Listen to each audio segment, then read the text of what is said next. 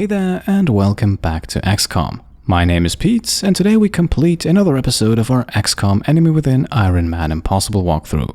It has been a while since the last episode and we are nearing the end of the series. Still, today we have another important episode ahead of us as we are looking to complete 2 more MEC Trooper related achievements. Before we get into that though, one quick note, we will once again complete 2 missions in today's episode, and for the first time we are doing so in 1440p. Unfortunately though, the video codec that I normally use to record my gameplay seems to have a few issues with that resolution, at least in this game. As you know, the last RimWorld episode worked just fine. Now luckily I did become aware of that problem after recording the first mission, but the footage of that first mission might just look a tiny bit choppy. It's not going to be anything horrible and the video is still going to be very much watchable. I just wanted to let you know that if you do notice a bit of stuttering, then that might be the reason. Now, onto the mission at hand. Today we're starting things off with a large scout crash site, and this is the mission in which we will attempt to unlock the By Our Powers Combined and Rise of the Machines achievements. Now, in order for that to happen, we have to field a rather unique squad, consisting entirely of MEC Troopers, 1 of each class to be specific, as well as of 2 SHIVs. So we will have to approach this first mission in a slightly different way than usual. However, with only 12 enemies waiting for us, I think we should manage.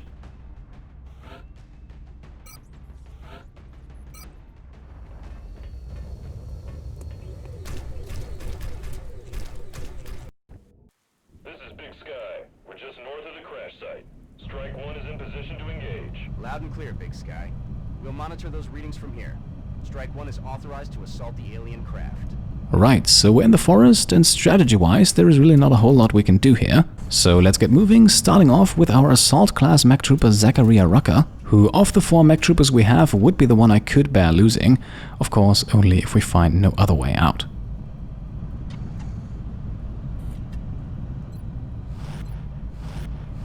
Our turn then ends with a round of overwatches, but so far we have no aliens in sight, so let's keep moving. As you can see, the beginning of this mission is really not all that exciting.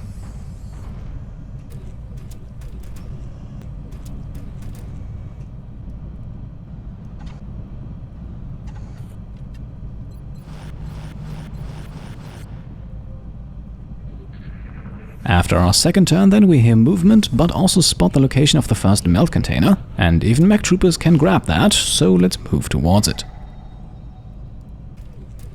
Canister location confirmed. And we also still have 6 turns until the melt expires, so we can definitely take it slow and steady here.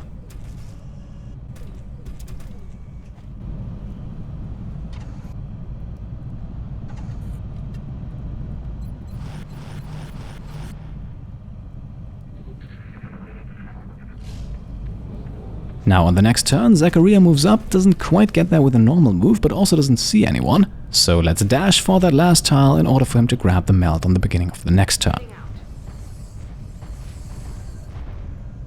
The rest of the squad will once again move up, we are not taking any risks here, and with everyone sticking closely together, we can then once again go on Overwatch.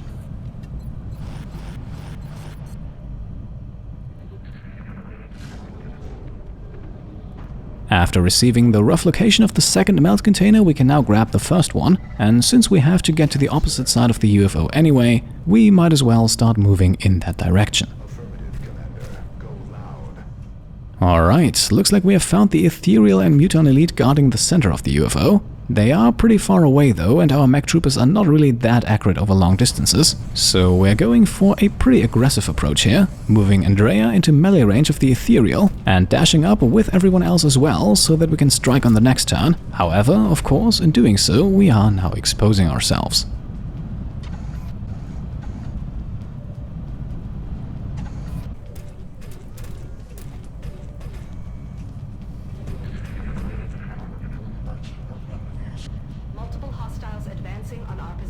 Now, to start off the alien turn, the Ethereal goes for the mind control, thankfully not on Andrea though. Instead, former Assault Zachariah Rucker is now under alien control. The Muton meanwhile moves into cover and in doing so triggers one of the SHIV's Sentinel modules, which basically works like close combat specialist for the Assault class and actually does a considerable amount of damage. Somewhat unavoidable, I think Andrea then also takes a hit, but in the grand scheme of things, I think we can be happy with the outcome, especially since we're now only 2 punches away from eliminating the Ethereal. Approaching hostile target.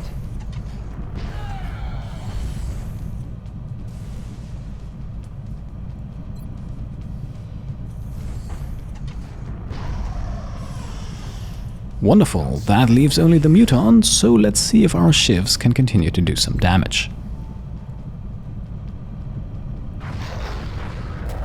Alright, critical hit for the instant kill, talk about efficient. This now allows our squad to position themselves somewhat strategically inside the UFO here. We are not opening any doors just yet, but we will go on overwatch just to be safe.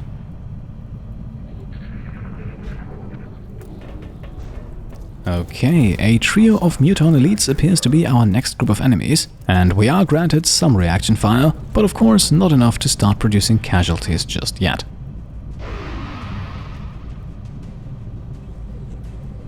Now the two enemies in the back are a little far away and behind cover, and while we can't do anything about their distance, Andrea's collateral damage can certainly do something about the rocks they're hiding behind. Our sniper MEC Trooper George Teasdale can then follow things up with a grenade, which has a very similar effect, and as you may be able to guess at this point, we will not attempt to kill all enemies on this turn. Instead, we will have our two shivs lay down suppression fire, so that our two friends here hopefully think twice about shooting back.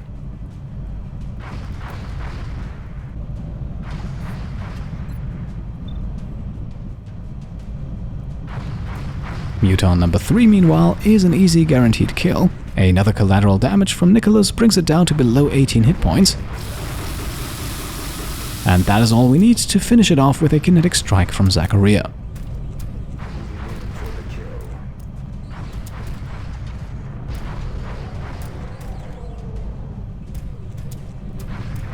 On the alien turn, then, nothing happens, which is actually quite interesting. I would have expected both mutons to go for the grenade, but maybe they have also completely panicked. In any case, Zachariah can move up and continue his killing spree, Initiating close quarters system. while the last enemy here can then be taken out by Andrea. Getting in close. Now, moving on, we send out one of our shivs and make one of those unfortunate mistakes that the game likes to punish you with. We just get a brief glimpse at our next enemies here, but a Mechtoid and a Sectoid commander are now active.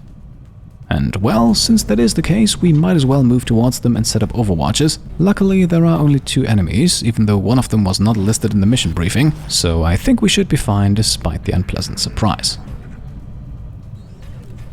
What was that sound? On the alien turn, then, our enemies do not show themselves, so let's see if Zachariah can find them. And yes, we are playing with the calculated risk here of having him trigger an overwatch. Luckily though, that doesn't happen, and we see enough to get a rough idea of where our enemies are hiding, so let's move one of our shivs right into the middle.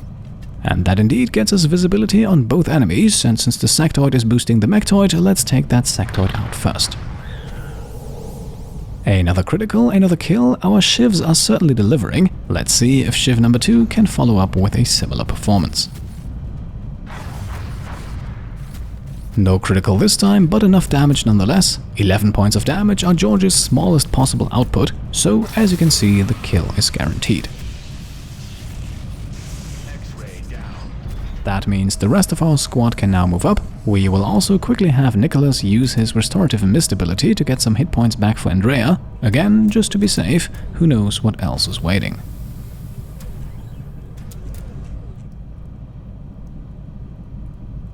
Moving to position.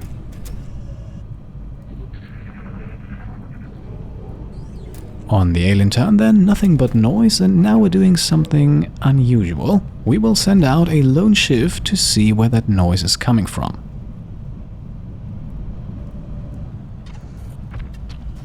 And there we are, another group of mutons. Our shiv, meanwhile, is completely exposed and out of moves, but that is very much intended. And it is also intended to not have the rest of our squad help out. Instead, they will simply move towards the meld, which was already visible in the shadows.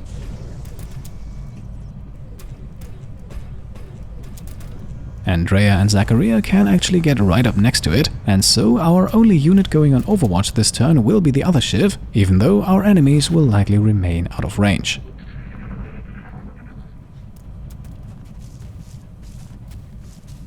Our frontline shiv, meanwhile, dodges the first alien attack but then gets hit with a grenade. However, it looks like it will survive this turn, as the third muton here also uses its grenade on it.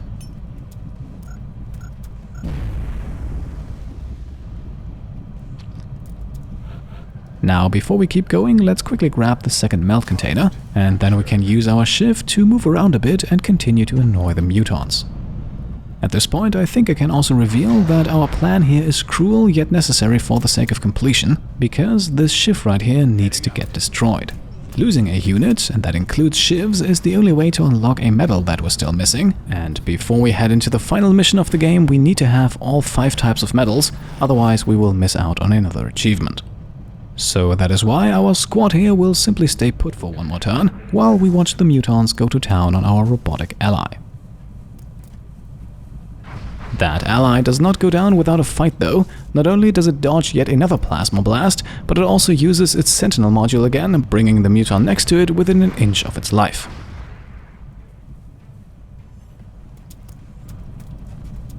Unfortunately, that very same muton then lands a shot of its own, and shortly after, enemy number 3 deals the killing blow.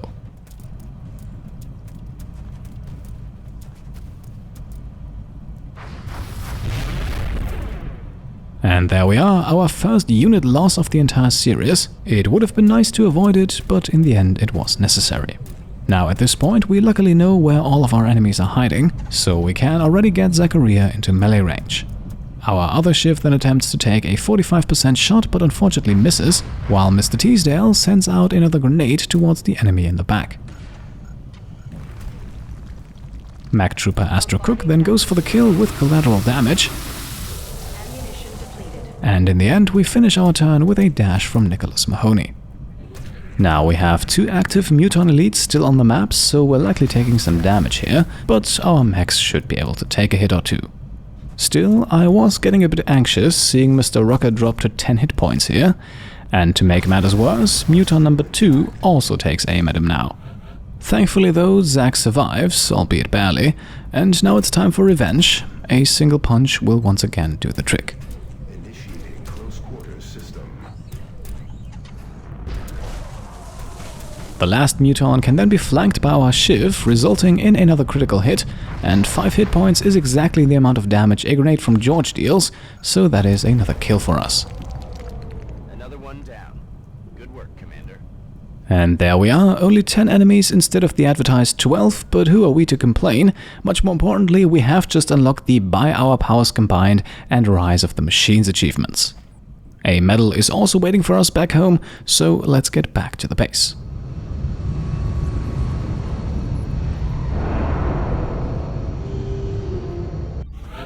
And here we can see it again, our Shiv Lightning 1 has been destroyed in action. Once again, unfortunate, yes, but necessary for the sake of completion. And here we now also receive the Defender's Medal. It is awarded for losing a soldier, MEC Trooper or Shiv in action, and up until today it has been the one medal still missing from our collection.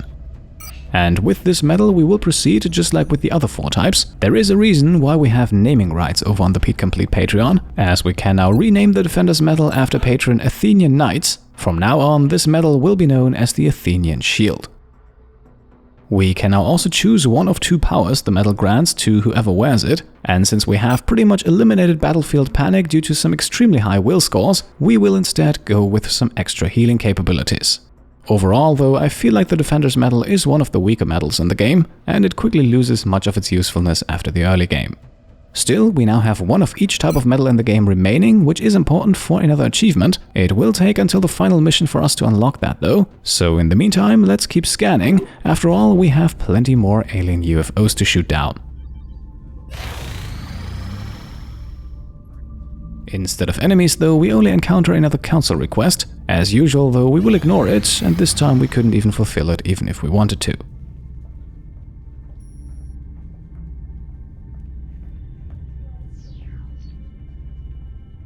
Incoming transmission. We are extremely impressed with the progress of the XCOM project thus far, Commander. Your recent results were beyond our expectations, and that is not a statement this council makes lightly. We will be in touch, Commander. And there we go, another A-grade council report is behind us, so let's see what August has in store for us. After all, we still need to take down 11 more alien UFOs for the Shooting Stars achievement. Contact detected. And with another large scout, we are starting things off easy here. 2 hits from our EMP cannon will be enough to bring our counter up to 30. Closing on targets.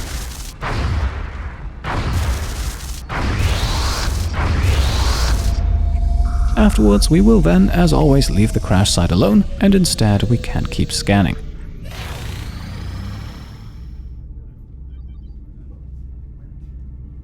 Commander, the Council is requesting a direct link on the secure channel. Now, a bomb disposal council mission in Japan seems urgent, but for us it actually isn't. As long as it's not a terror mission or a UFO to shoot down, we will not engage. Contact detected. A few days later then, we are sighting a small scout UFO, but once again that is no challenge for our Firestorm. Nearing strike range.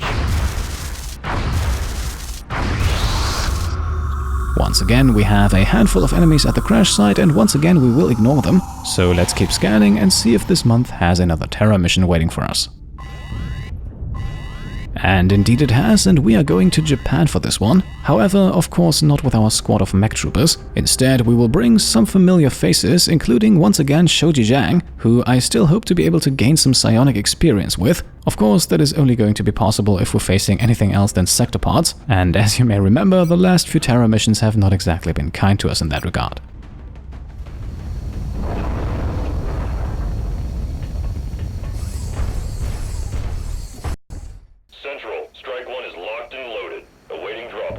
Affirmative, Big Sky.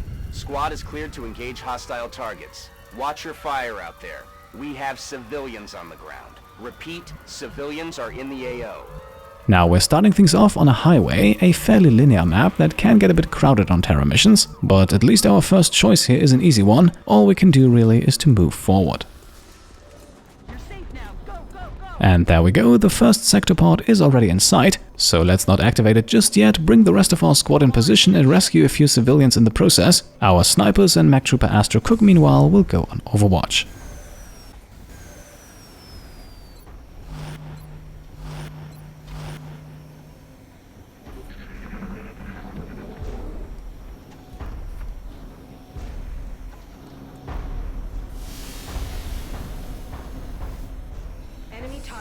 And reaction fire is triggered on the next turn. Unfortunately though, as usual, the drones are the target, so the sector pod survives the turn unharmed, but now active. Enemy target eliminated. If we can help it though, then not for long, and Shoji will be the one to shoot first. He deals some damage, but most importantly activates holo-targeting, which should make it a bit easier for Kim to land her shot as well. Unfortunately though, she misses and we won't fire again. Instead, we continue with some rapid fire from Sharky Santoso.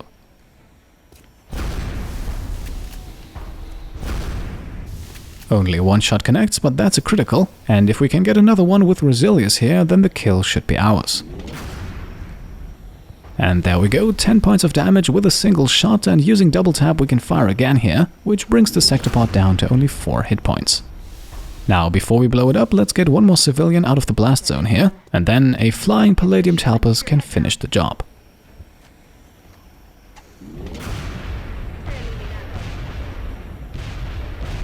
Now, one civilian unfortunately does get killed, but it could have been worse. The excellent rating for this mission, however, is very much in jeopardy already.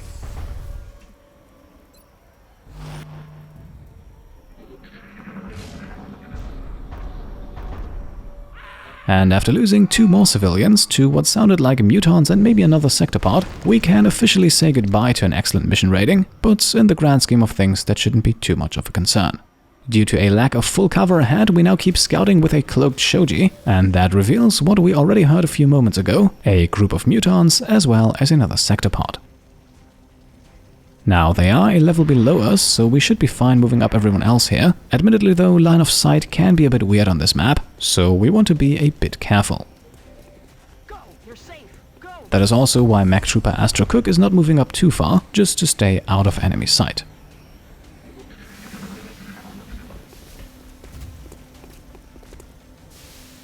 Now our enemies move around a bit but do not detect us, and they're also sticking closely together, which makes a rocket from Kim an easy choice. Eat this.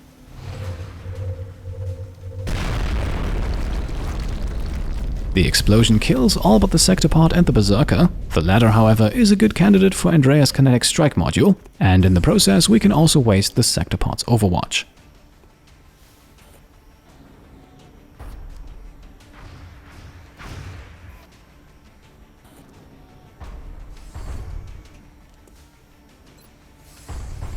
Moving in for the kill.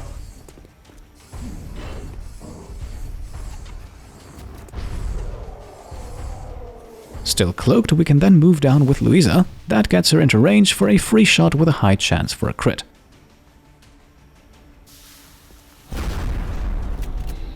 Now, a critical it is not, but we have 2 more shots here, so let's take those and see if that's enough.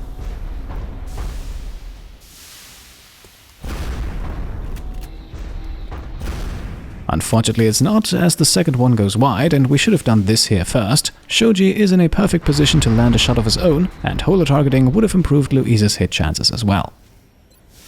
Still, 4 hit points remaining, that is nothing to worry about. 2 flying pistol shots from our snipers should be enough to guarantee us the kill.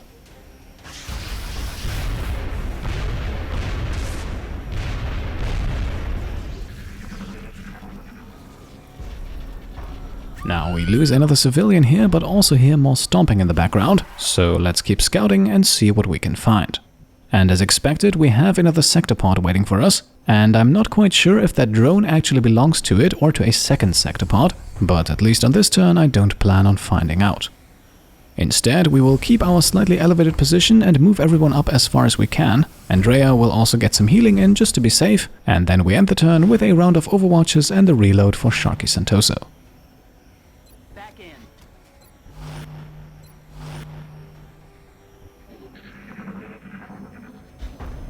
And yes, as I had feared, we are indeed dealing with 2 more Sectopods. None of them come any closer to spot us though, which I guess gives us a slight advantage.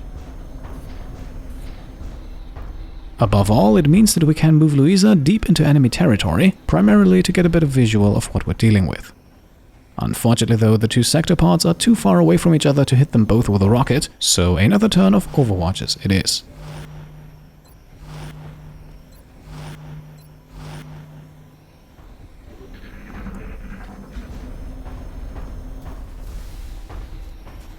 Once again then, we unload all of our firepower on a single drone, but on the bright side, I guess our enemies now know that we're here. Or at least one group does, as the other one is still roaming around in the background. They will be made aware of our presence very shortly though, as we can now hit all enemies in the area with a shredder rocket. Bring in the pain.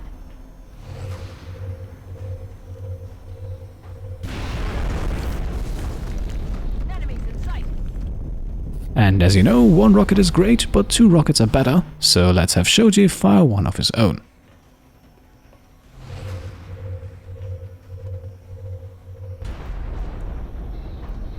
Sharky Santoso, meanwhile, is close enough to 1 Sectopod to take a free shot, which actually results in a critical hit, and that means she can get the kill on this turn.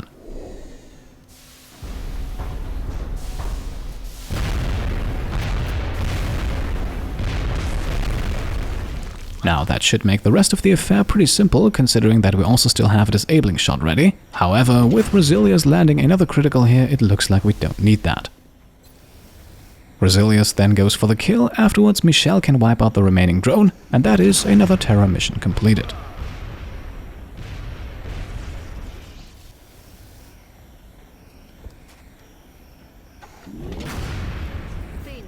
Commander, the operation was a success.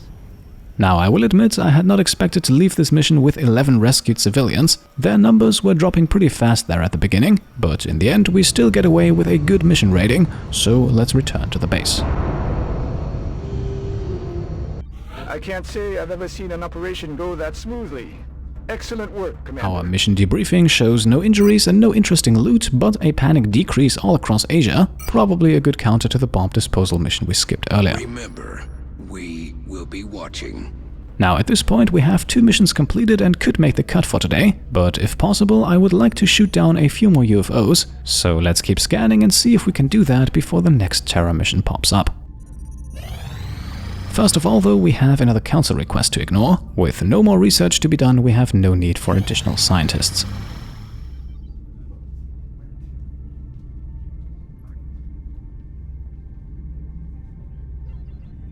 Incoming transmission. We are extremely impressed with the progress of the XCOM project thus far, Commander.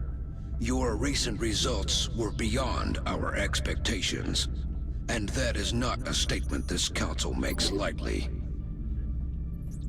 We will be in touch, Commander. Another uneventful council report then passes by, and with that we are already in September. Contact detected. Our next UFO encounter is then a supply barge, a bit more powerful than a scout, but nothing that our EMP cannon can't handle. Approaching target now.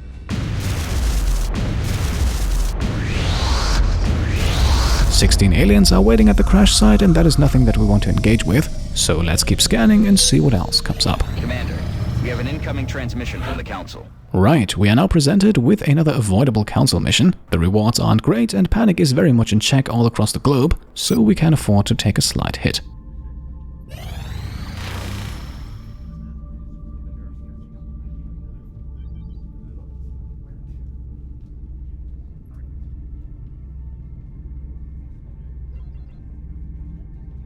Contact detected. Eventually then, another small scout appears for UFO takedown number 4 of the episode, which brings our total up to 33, so we are getting closer to our goal of 40. Another council report is also waiting for us, so let's complete that as well while we're at it. Incoming transmission. We are extremely impressed with the progress of the XCOM project thus far, Commander. Your recent results were beyond our expectations, and that is not a statement this council makes lightly. Remember, we will be watching. And there we go. I think that marks a good point to end the episode. With only 7 more UFOs to take down, I think we should get to the final mission and to the end of the game within the next 2 episodes. Maybe it takes 3, but certainly nothing more than that.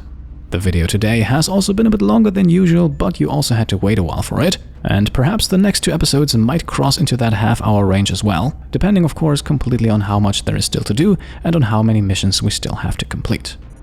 For today though, let's make the cut right here. As always, I hope you enjoyed the video, and if you did, then I would be very happy if you could leave a thumbs up. If you like what I'm doing and want to support me and my channel further, then you can go ahead and subscribe if you haven't done so already, grab some merch over on shop.petecomplete.com, or check out and maybe even pledge to the Pete Complete Patreon. Thank you all for watching, and I'll see you next time. Cheers.